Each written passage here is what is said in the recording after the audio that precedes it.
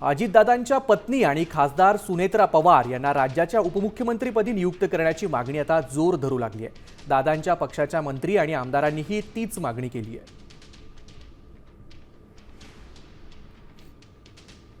वरचे नेत्यांनी पण त्या कुटुंबाला न्याय द्यावा हीच माझी इच्छा आहे। ते कोणाला द्यावा, काय द्यावा, ताई सुनंदा ताईला द्यावा, त्यांच्या कुटुंबाला द्यावा, पण त्या कुटुंबात द्यावा की दादांनी एक काम उभं केलं, ते काम खरं दादाला वरती का मी केलेलं काम माझ्या पाठीमागं माझ्या कुटुंबाला घटना झाली, घटनेतून हे वर राहिलं, त्याच्या पाठीमागं त्या कुटुंबाला जर काही न्याय दिला तर 100% दादाला श्रद्धांजली होईल। अनेकांचं म्हणणं होतं का आता सुनेत्रा वहिनींना उपमुख्यमंत्रीपद दिलं पाहिजे, उपमुख्यमंत्री केलं पाहिजे का जेणेकरून ते एक दुखवटा सांत्वन का जी वर्षानुवर्ष आज दादांनी केलेलं काम, पवारसाहेबांनी केलेलं काम, सुप्रियाताईंनी केलेलं काम किंवा ह्या पक्षातल्या प्रमुखांनी केलेलं काम हे एकदमच त्याला ब्रेक करणं किंवा एकदम ब्रेक होणं हे कुठंच कोणाला म्हणजे पसंत नाही आहे।